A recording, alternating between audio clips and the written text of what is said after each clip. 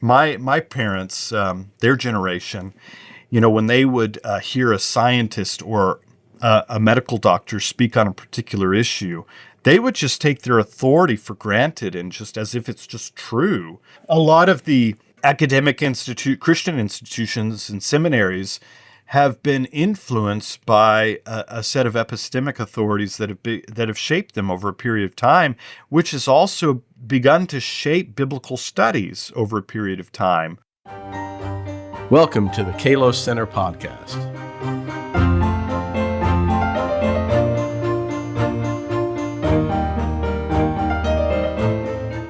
Hello, everybody. Welcome to another episode of the Kalos Center podcast. Our guest today is Dr. Joshua Farris. Joshua is an Anglican priest, canon theologian, research professor at Ruhr Universitat Bochum, and professor at Kairos University. Dr. Farris has spoken all over the United States and Europe. He has occupied some highly prestigious fellowships and is a regular grant holder through the Discovery Institute. Dr. Farris has authored or co-edited 12 books and published numerous articles and scholarly publications as well as popular periodicals. His publications address a wide range of issues related to human nature and well-being, including classical learning, the sanctity of life, adoption, life after death, near-death experiences, dementia, God and science, and the nature of the human soul. Joshua's most recent works include 2 books about the soul. One is The Creation of Self, A Case for the Soul, and another entitled The Origin of the Soul is a co-edited volume published by Routledge Press. Finally, Joshua is the founder and director of an organization called Spiritually Driven Leadership, which is a service for businesses at the intersection of business and spirituality. And he's also the founder and director of Soul Science Ministries, which we'll talk about shortly. So Joshua Farris, welcome to the Kalos Center podcast. Hey, good to be with you, Jim. Thank you. Now, Joshua, as is clear from my introduction, one of your main interests is the human soul, a subject that has all sorts of implications for most, if not all, of the other issues that you speak and write about. And your organization, Soul Science Ministries, seems to be premised on that point. So let's start by talking about the purpose of that organization. Why do you think it's especially needed at this time in our culture? Yeah, good question. I think it's, that's a big question. So there's a lot of motivations here. I originally thought about calling it education or an institution, an institute of some sort, and I certainly have gone back on that. But it kind of is motivated by a dissatisfaction, both personally and culturally. I keep seeing a kind of disconnect. On the one hand, we have these deep questions about what it means to be human, what it is that will happen, what the soul is.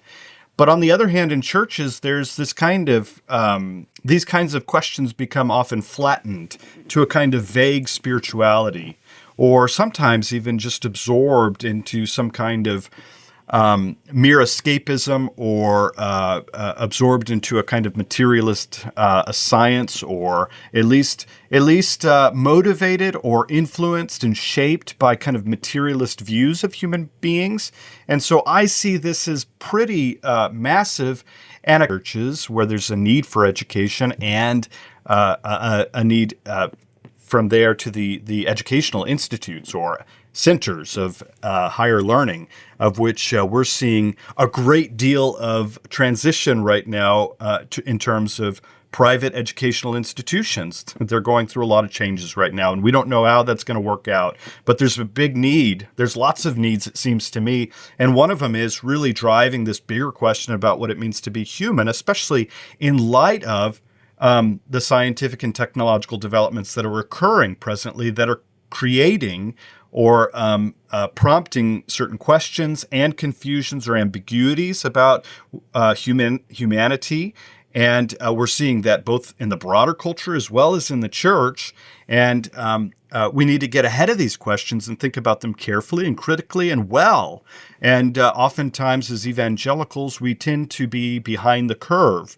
And I think someone been a real prophetic voice, I'm not sure he's a Christian, or who has really done a lot of work thinking carefully about these from a sociological point of view has been Neil Postman and his really helpful book. There's been more than one. Of course, he's famous for the book Amusing Ourselves to Death, kind of the age of TV. But more recently, he wrote a book called Technopoly, where he addresses the kinds of questions I think that I really have an interest in as a Christian and as a Christian academic, thinking theologically well, in light of these broader questions. There's a lot going on at the intersection of AI. Now we're seeing this sort of technological twilight zone, if you've seen Black Mirror, which is a fascinating show. But it offers a whole host of prompts about humanity in terms of like whether or not we're kind of these bits of information that can be uploaded to the Google Cloud or to the cloud, and what that actually entails, and if that's actually a satisfactory sort of afterlife. And so I think there's a lot of underlying issues below that. But as a culture, like we're really pondering, I think, these questions, and at one level, even if we're not directly attending to them, it's there. And so it's not only fascinating and interesting, but it's a time where there's deep confusion that coincides with, I think, a lot of existential angst, practical issues of decision making about that impinge upon a whole host of issues in terms of how we see persons, how we see families, and the like. And so I started Soul Science Ministries to kind of bring up these big questions educationally back to the center of kind of biblically, science, philosophically. And obviously some of it's a bit more intellectual apologetics, but it's also really interested in the kind of the more fundamental cultural question at the heart of what's driving some of these questions, where there's these varying influences on people and how we think about these issues. So I call it ministry. We call it ministry because it isn't just education in the abstract.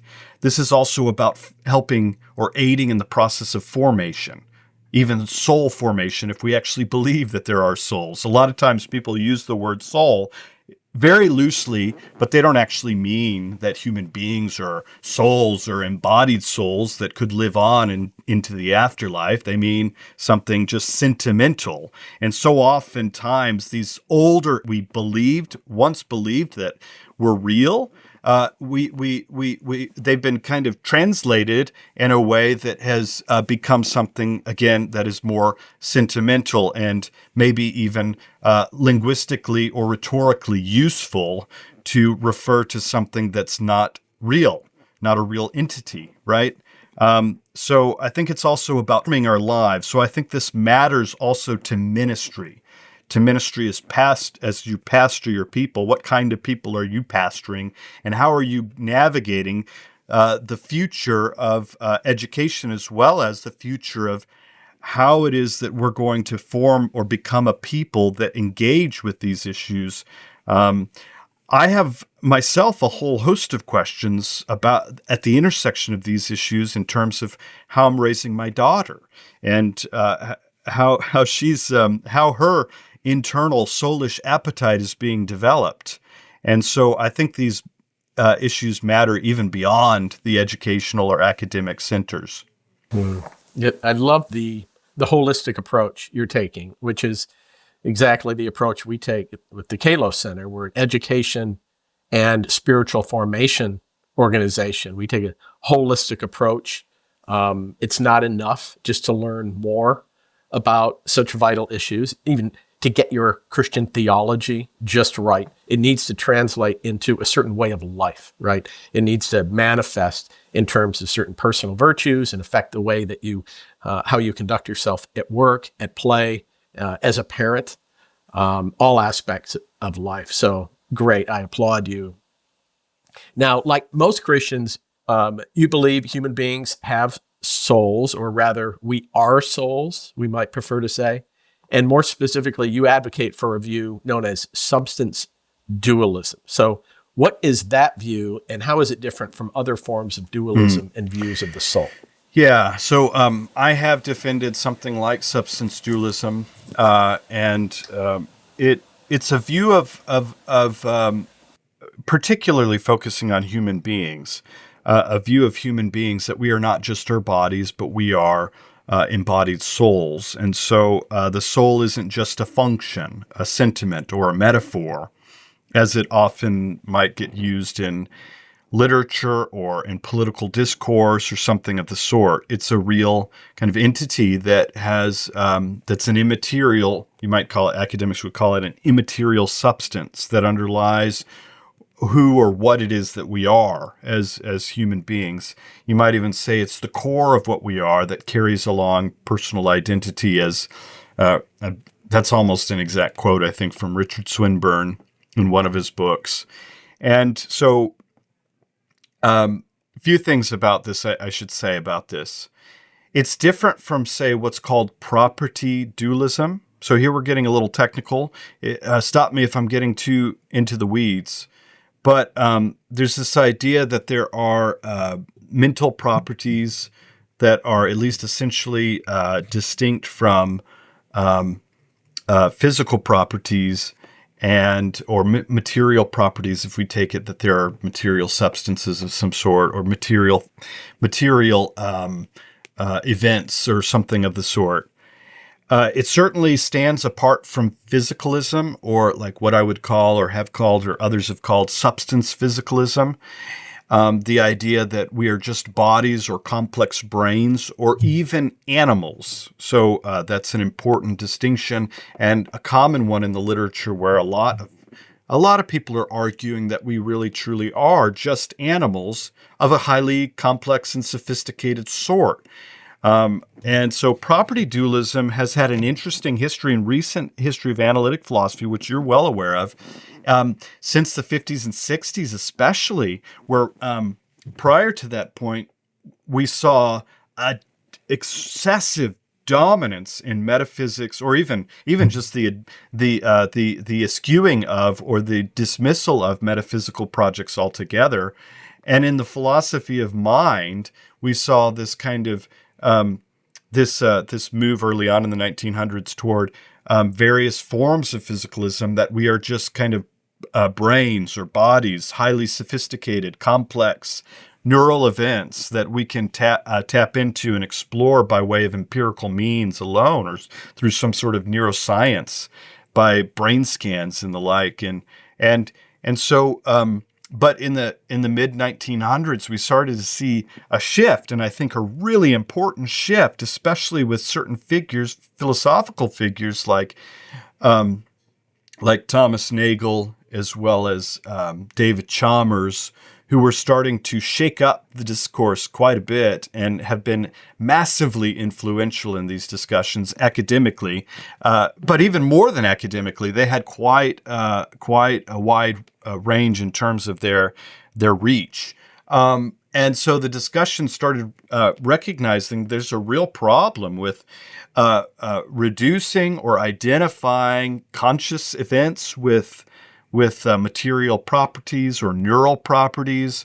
There's something that is distinct about them, basically distinct, fundamentally distinct, that we cannot do that, right? So physicalism, as it stands as a project, seems to be, according to this sort of narrative, and as it's continuing to develop, it seems, it's continuing, philosophers, thinkers, even scientists scientists who are actually even addressing these issues or these topics, they're beginning to realize even more and more since this time that the physicalist project is kind of broken, insufficient, incomplete as it stands. And so out of that came a recognition and a revival of interest in something even beyond property dualism, namely something like substance dualism. Can you talk a little bit about the particular aspects of consciousness that are especially problematic for the materialist or physicalist paradigm? Yeah, I think in the narrative, the discussion has centered around these questions of the kind of the marks of the mental or the features of the mental, and really what a big motivator in shaping this discussion and this narrative was what's called the hard problem of consciousness, that David Chalmers called it early on, and that is that there is a fundamental distinction that cannot be identified or reducible to neural events, and that is that consciousness itself seems to carry this mark or this feature of qualia, what philosophers call qualia, or which is a word for qualitative experiences. There is, in other words, in consciousness, there is something of what it is like to be in this state or in this event. There is something of there's a felt quality. There's an experiential quality that that defies any sort of identification with neural events or a reduction to material events. To reduce it would be to eliminate, ultimately, these experiential qualities or properties that seem to define consciousness itself. And with that, you might say that things like intentionality would fall in as a mark of the mental intentionality, the idea that I think about something. There is something about some sort of property in the world that doesn't stand alone when I think about it. There's something there's something real about my thinking over something in the world, like having a thought about the blade of grass outside and how the fact that my grass in the front yard is getting a bit too long and I need to go out and mow it. So there's a thinking about it. There's something about the nature of intentionality related to qualia that defies any kind of reduction to some sort of neural event. Neurons don't cause me to think, to have the thought of that I need to go out and mow my grass. There's something about the nature of the intention itself that is distinct from the visual perception of the grass itself, or even the properties that the grass itself has. There's something distinct about that. We could say something similar about the nature of rationality as well. Rationality seems to be something itself that is not it defies any kind of reduction to neural events. There's something about logical rules of reasoning that are higher order, that can't be identified with neural events, can't be reducible to neural events, isn't basically just gray matter, but the fact that there is that I am identical to me, or that there's some sort of law or principle of contradiction that exists out there, that doesn't seem to be fully explainable by the material itself, certainly by a conscious thinking individual thinking about the laws themselves. Those types of things seem to be defining markers of consciousness that relegate consciousness to some other category altogether, where there are these properties.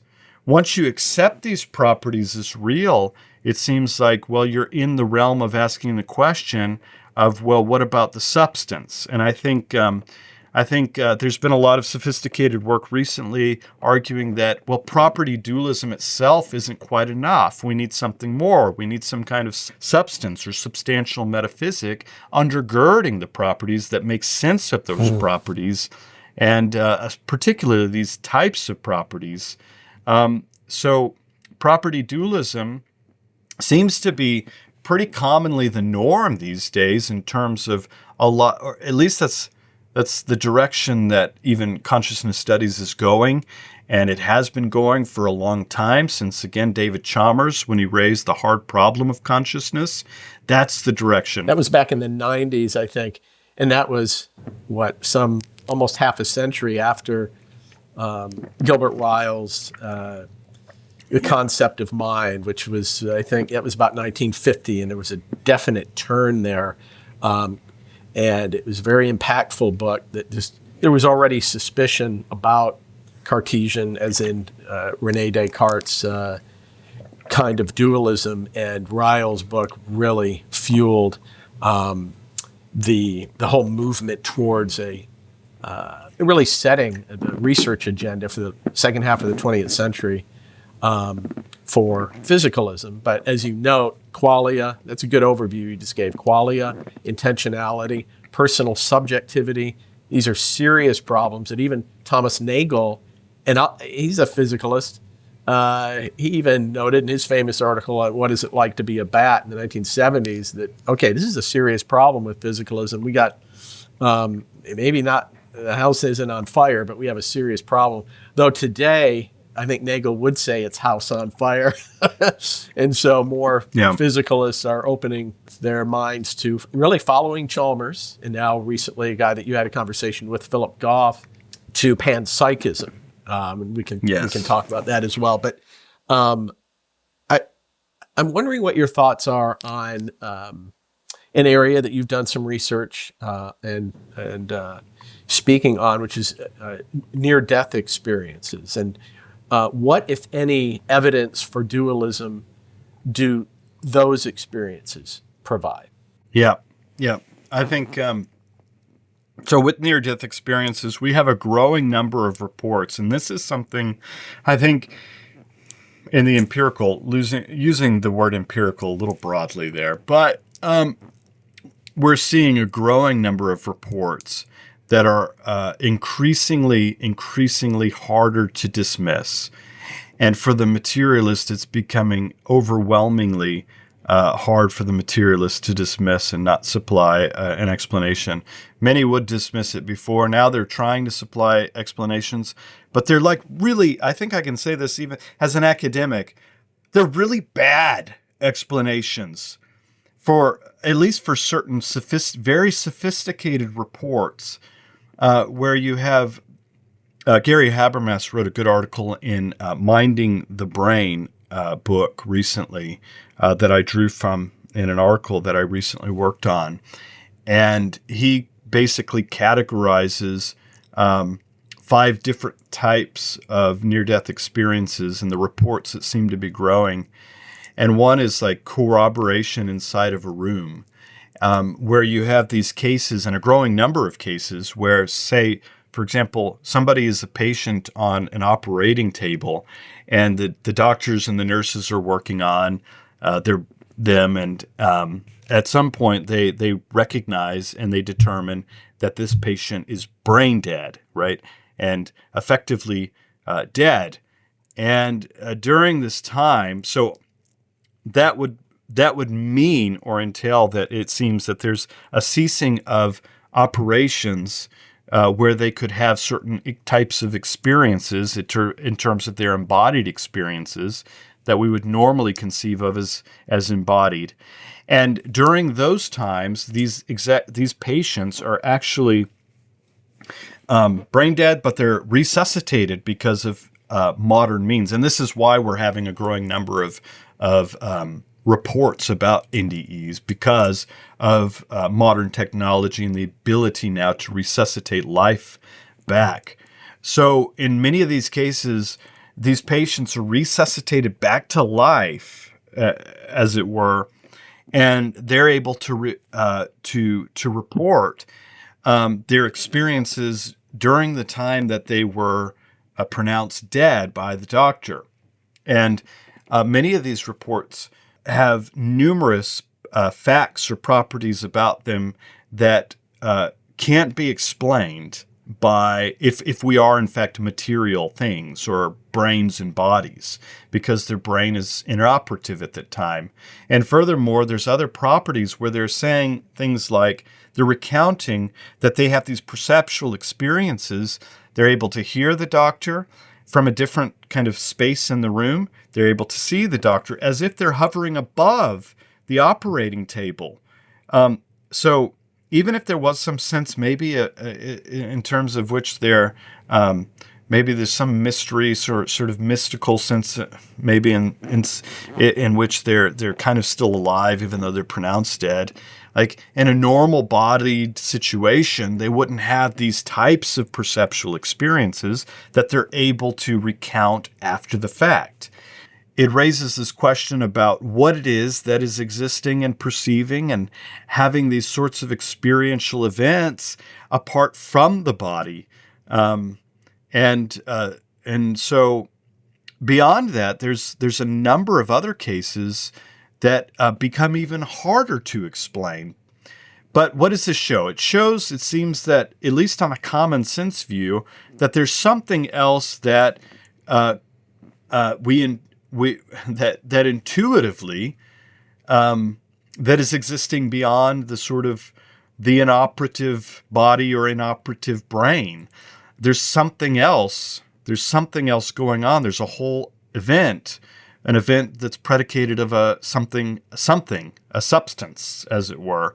And so the natural or intuitive view is that, well, if the body's on the operating table, that, assuming that's a substance, and the mind or the soul or spirit is hovering above it in a distinct kind or mode of existence, then there's something about the property of that mode or the property of that event that's predicated of a distinct kind of substance, that it is having a different kind of experience of what it was previously inhabiting or embodied as. So there's something else going on. So substance dualism, or something like substance dualism, seems to be the kind of natural or entailed, intuitive sort of view that follows if these NDEs are indeed legitimate and true, and they give us different information beyond the brain or beyond the brain scans that we have, then it seems to indicate something else is going on. And it buttresses this idea, this old idea, that we are in fact souls or something of the sort. We can't just do away with that or dismiss that kind of data.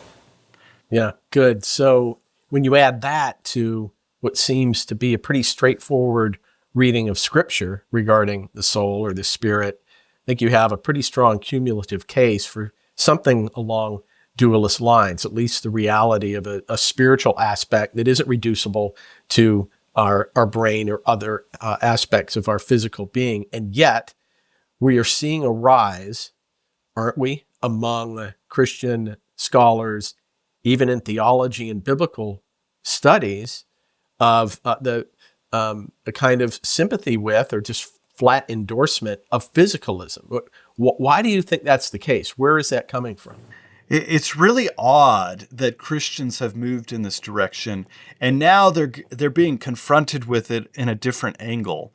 The fact that they gave up, many Christians and Christian academics and pastors even have given up this idea of the soul as a real entity, and they've imbibed so much literature and ways of reading the Bible that indicate for them something like this idea that we're just animals or material bodies or something of the sort. So what is motivating that? Yeah, that's a big question. I think there's some sociological things going on. There's epistemic authority issues that have been present for a long time in these academic centers and churches that have kind of trickled down from the top, from those that they perceive as the authorities, the scientific authorities. I mean, my parents, their generation, when they would hear a scientist or a medical doctor speak on a particular issue, they would just take their authority for granted and just as if it's just true. And I think that sort of generation that has populated academic Christian institutions and seminaries have been influenced by a set of epistemic authorities that have shaped them over a period of time, which has also begun to shape biblical studies over a period of time.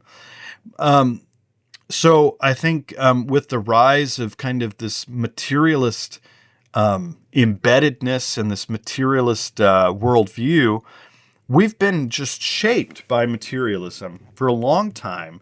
So that's why these whole ideas that there are like minds and spirits, eerie things, and these ghosts is people like these naturalists and physicalists like Churchlands?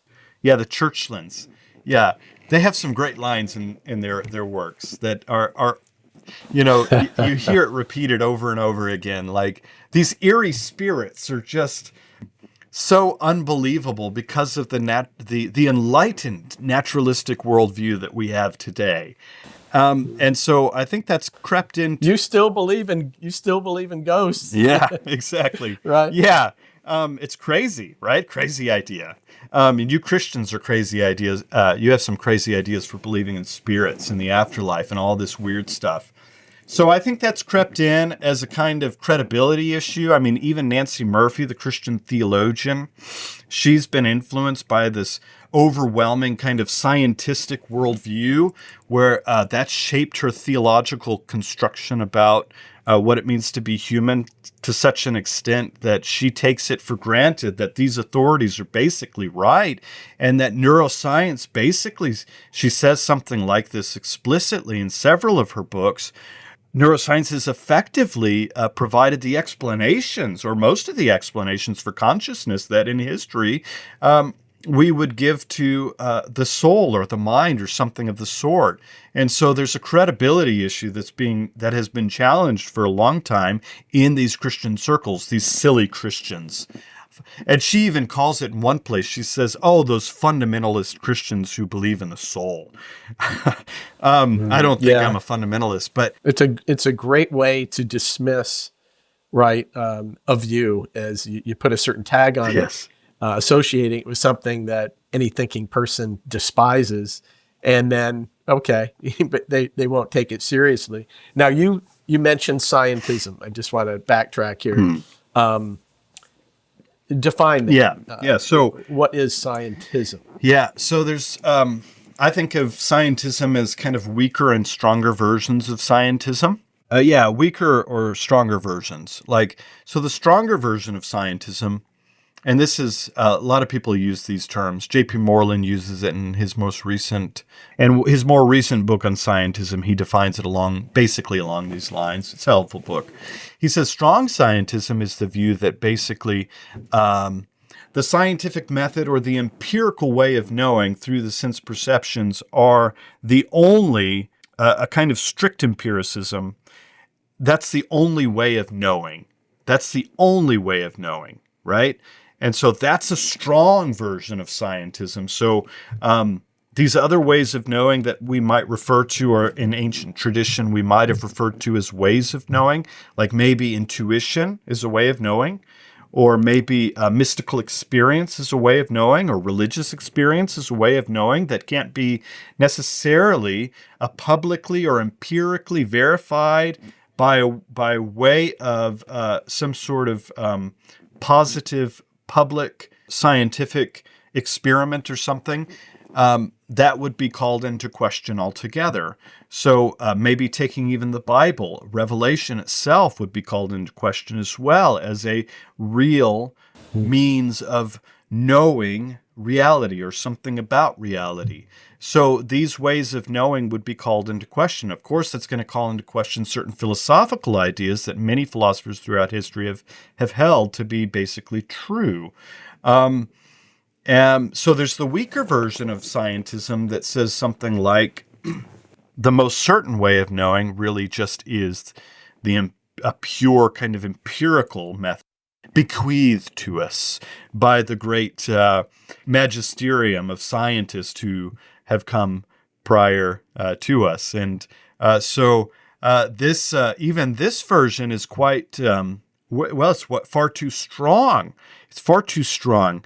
And as Christians, we shouldn't be so beholden to that idea, as it seems that many are, especially those who have been so heavily shaped by physicalism itself. And that is because, it calls into question revelational knowledge, something that is part and parcel of our whole ecclesial church foundations. right? We shouldn't be giving that up so quickly or giving in so easily. That's ridiculous at one level, right? But it's happening, and it has happened in many ways amongst these various figures that we've described, and it's seriously problematic because then down the line, and I think this is one of the contributing causes why pastors are no longer like authorities. They don't have anything to say beyond sort of privatized sort of faith that they talk to or morals that they talk to their congregation. They're no longer public thinkers who have any real authoritative voice anymore. Okay, so I went on a bit of a tangent there. No, that's good. That's helpful. Yeah. And it's reflected in our language and in certain idioms, when we want to express the notion that something is easy or not at least that difficult, we say, hey, it's not rocket science. Mm-hmm. That's kind of just a implied declaration that the hardest thing you can do is rocket science. We don't say, hey, it's not literary criticism or it's not systematic theology. We don't say that because we don't think of those as rigorous disciplines. So if you really want to do the hard stuff, the most respectable stuff, it's science, right? Yeah. So we do, whether it's explicitly declared, it rarely is, or it's just assumed, there is this view that somehow science, empirical methodology, that's the standard for knowing. And then there's a lot downstream from that is seriously problematic, including skepticism about the soul, skepticism about God, who's also not empirically testable or verifiable, but also skepticism about moral values or the notion that beauty is a real quality of things. Yeah. Think about the damage that this can do, therefore, to ethics and aesthetics. So there are other things that are downstream problems regarding the physicalist or materialist view of human nature. Talk about some of those, whether, say, transhumanism or maybe IVF or AI. What are some problematic implications of a materialist view of human nature?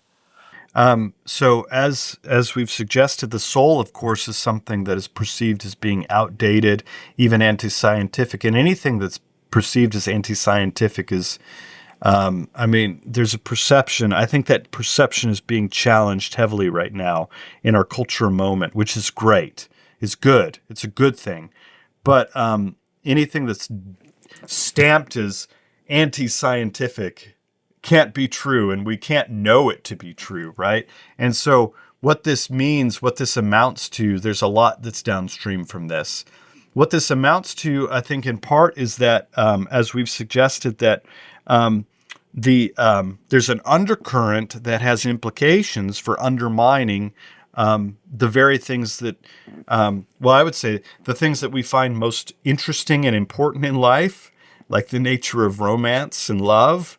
Like, is that real, or is that just a reduction to biochemical properties? If that's the case, then you have these cases where our intuitions that it is real are being challenged. If you've seen the Black Mirror, there's a couple of Black Mirror episodes. I'm sure your audience probably is familiar with Black Mirror. It's like the updated Twilight Zone. Twilight Zone's my favorite show, by the way. I think it's the greatest show ever made. But anyway, so good. Black Mirror is really good too. But there's some episodes. There's one in particular where this couple, the husband dies. And that's tragic, right? It's very traumatic. Anytime your loved one, your spouse dies, right? And you're left with this hole and this vacuum, right? That's we can imagine that. And you would do anything to get them back, right? I mean, I would, right? And so in the story, you see the struggle, and the because of technology now, there's this question, well, maybe she could bring him back by way of making a clone of him through these technological means, through AI plus this scientific bioconfiguration, and she can get somebody that looks like him, smells like him, talks like him, thinks like him, has the characteristics of him. And all of that becomes sort of dominated or controlled by this scientific advancement that we have. And she begins even to wonder, maybe at first, maybe it is him, right? Maybe it is him. And so what does that mean in terms of AI and transhumanism? Whole host of issues right here that we're talking about. But everything becomes a technical problem, right? A technical problem to be figured out through some sort of rational or more, not even rational, scientific means. Everything is a technical problem. But it's a technical problem that in theory and principle can be figured out if we presume already that these sorts of things like romance and love and these sorts of things like persons even are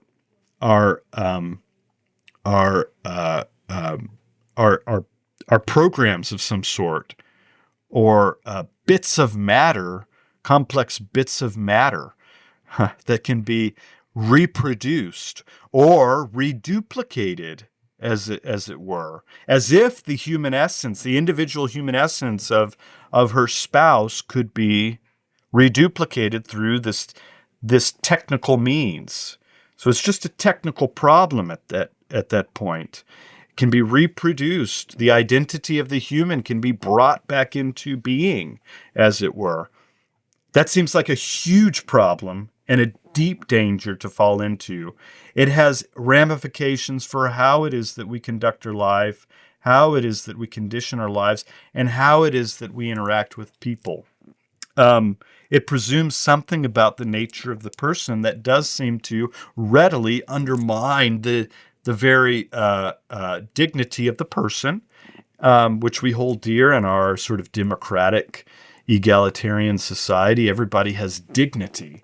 And it seems to undermine this sort of, this deeper sort of mysterious, even mystical quality that can't be quantified about the person. Is the person, are you really quantifiable? That when you die, if I have, as a scientist, which I don't, but if I did, hypothetically, if I had enough knowledge about your biochemical construction that I could literally reproduce you in a lab, right? That's huge. But it's also hugely problematic. So I think it also has the potential to create pseudo problems. So let's think about AI, artificial intelligence, and which is advancing at just an amazing clip at this point. I think we can envision, without having to strain our imaginations, a time when there will be this debate. Do AIs have rights? If really my consciousness is just a function of the causal operations that are going on in my brain, and those can be reproduced in a non-organic system, that's with metal and silicone and so on, then that really is no less potentially conscious or even human than I am. At least the claim of personhood becomes a legitimate one. So you have an artificial system that does all the thinking I can do. In fact, even more advanced kinds of calculations, lightning fast. We've already achieved that. But particularly if you could house an AI in a robotic system that has a face with eyes, right? It always makes it more compelling from a sort of existential standpoint. But it can do all the processing and communicating through, say, an audio system.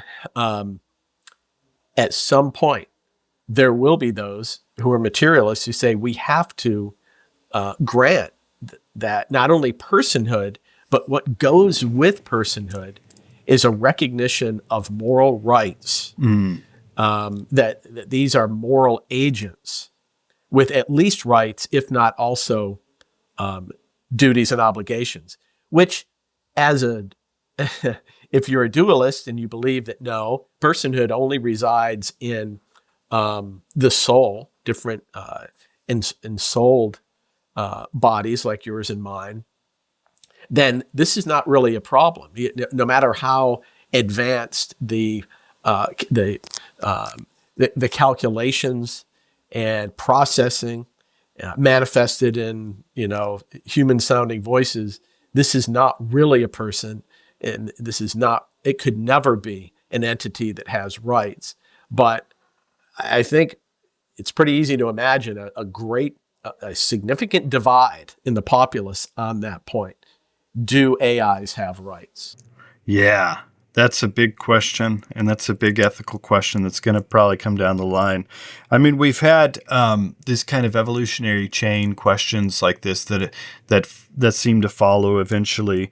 I mean, obviously, years ago, there were some famous articles and discussions about, or maybe there still are.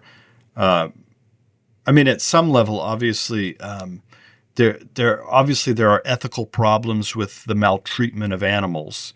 But there were several questions amidst that had been raised and seriously discussed about, whether animals are persons, whether they have the dignity of persons, and presuming within that this sort of web of issues like, do they have some sort of volition, and do they have the or sophisticated volition where they have some sort of right, but also some sort of responsibilities like normal human beings do, that we presume everybody has some sort of responsibility to treat others with respect of some sort, or to not harm others, at least in some physical way.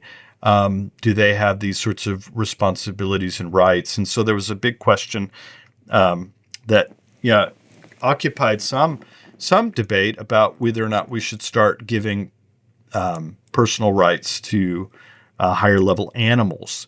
And so it's obviously going to come down, eventually it's going to come to the AI question when we start having more sophisticated AI bots, which I have no doubt we will, where they're going to, at some point, mimic our behavior in really sophisticated ways that's going to become more and more challenging to make determinate whether or not they have some sort of internal life. And you have these other questions. Now you have these centers where people can rent these bots, and you already have sex bots, for example. Yep. And where you can go and have your way with a bot. So it's no doubt. I mean, as these get even more sophisticated, that question's going to emerge. Yep. Now, here's another potentially relevant domain that's seldom discussed among scholars generally, but especially in this context, is spiritual warfare. Okay. It would seem that to view human beings as purely material and having no spiritual aspect would discourage taking seriously the very notion of spiritual warfare, that the idea that demonic spirits, or good angelic beings for that matter, could have an influence on our lives. Do you see a connection there? And if so, do you consider that to be another major concern regarding the practical implications of the materialist view? Yeah. I mean, somewhat anecdotally, I rarely go to evangelical or Protestant circles and hear about angels and demons. I mean, it's almost as if it's non-existent. Some of that, I think, is connected to how we've been shaped as a people to kind of doubt the belief in the spiritual life, that there really are angels, demons, spirits of some sort. which has been a part of our Christian worldview. It's been a part of most of history and ancient views of the world. But now it's become such a, I think in Western culture and evangelical circles, Protestant circles, it doesn't seem to be talked about very much at all, as if it's a real problem. I remember one professor whom I love, great professor, but when we would ask even him about these issues, he would respond and say, I don't know about those. You just need to worry about your own internal corruption.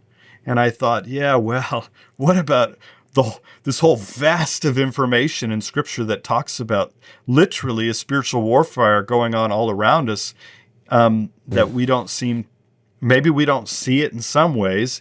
It's invisible to our physical eye, or to many, because we as Westerners have been trained to excise that reality, so we don't see very well. But it's all over Scripture, it seems to me, and we're just not trained to see it, interact with it, engage with it at all.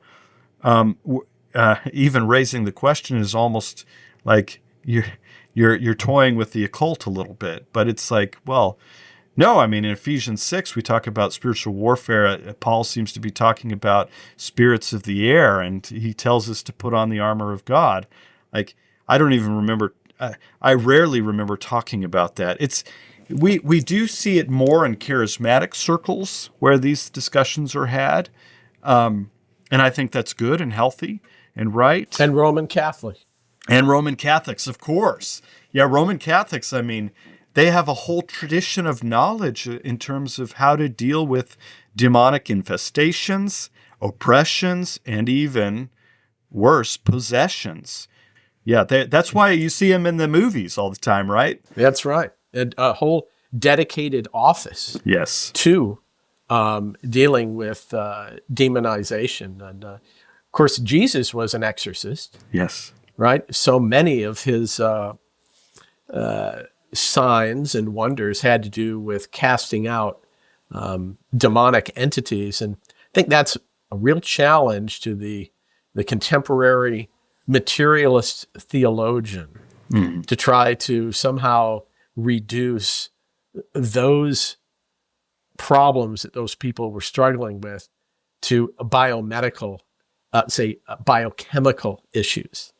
Particularly when you have, direct references to these demons, these dark angelic beings cast into, say, a herd of pigs. Yes. I mean, it's very explicit reference to this, which then, as a biblical scholar who's a materialist, then you have to deconstruct that language somehow. That, well, the writer was using the parlance of the time, which was kind of on the leash to a very primitive view of human psychology. I mean, there's just a lot of adjustments that you have to make from a hermeneutical standpoint that become, I think, problematic in their own right. That's right. Yeah. You have to read those out, as it were, or fictionalize them, or you have to do something to treat them as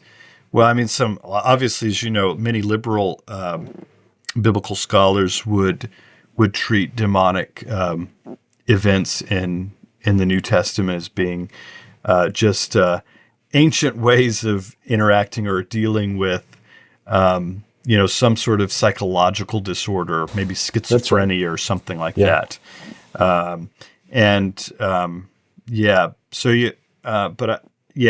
I don't think that works at all. I think that's disingenuous to the text. Yeah, call me a fundamentalist. So, yeah. Well, now presumably, all of your work in this area is a manifestation of your own personal Christian faith. I mean, that I think is clear. But can you talk a little bit more about? Yeah, absolutely. This is all Soul Science Ministries. The soul is really more than an academic exercise or theorizing for me. It's more than abstract work. I've spent a lot of time in academia. I've published a good bit on this, and of course, from an academic standpoint, I have a fascination with this, and I think academics still matter. I mean, clear, careful thinking that academic training is provided is important, I think, and but this is bigger than that. It's deeply personal. So the belief that you are a soul created in the image of God, and souls that are created by God to know God. Even most Christian materialists today who take God seriously would say that God is not a material being. And so but there's this kind of weird mismatch going on when they start talking about humans as being material, who are called to know God and called to image God, even though God is not himself a material being for most of them. Some of them will go that far, but we're called to know him, love him, live with him forever. And this is a deeply spiritual and soulish matter. And so we can't miss that. I think in Scripture, there's an important sense in which there's a sense in which even when we're thinking about moving toward the eschaton, there's been a lot of recent biblical literature on this, like that tends toward what the Grounded in Heaven. Michael Allen, he wrote this book where he's criticizing what he calls eschatological naturalism. Right, this view that everything about the afterlife is deeply physical, this worldly, earthy, really earthy, right? Physical, bodily, right? It's all predicated upon solely this kind of mere physical resurrection of the body, which is important and is certainly a part of the scriptural narrative. But the ancient tradition, as well as most of the Christian tradition and the Reformed world and the post-Reformation, had a big place for looking at the afterlife as something that is much more God-centric and focused on this immaterial reality that extends beyond the physical reality that for which we even see in Scripture. There's an emphasis there that's given to us that points us to look at God himself. This is why we, as traditional Christians, we long for what's called the beatific vision. We long to, because as human beings, we know that we've been created and designed by God as his image bearers, to know and love him and to see him ultimately, something that is beyond our physical perceptions, the senses that we have. That is the whole goal of humanity itself extends beyond that. So this issue of the soul isn't some mere intellectual curiosity. It's not a mere, even as important as it is, philosophical concept that we get to play with, even in terms of how we understand like neuroscience. It extends beyond that. And when we begin to peer back the veil and open up that world, all these implications seem to be flooding. And this is why the whole hidden realm, the unseen realm, I think Michael Heiser's been famous for using that terminology. And I think he's been very helpful. Whether or not you criticize him on other stuff, his stuff like opening up that veil, there's an unseen realm out there. It's an invisible realm, and the scriptures are replete with it. They talk about it all over the place.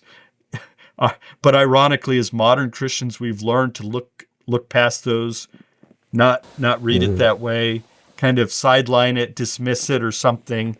And we're missing like a big part of Scripture. We're missing a big part of reality.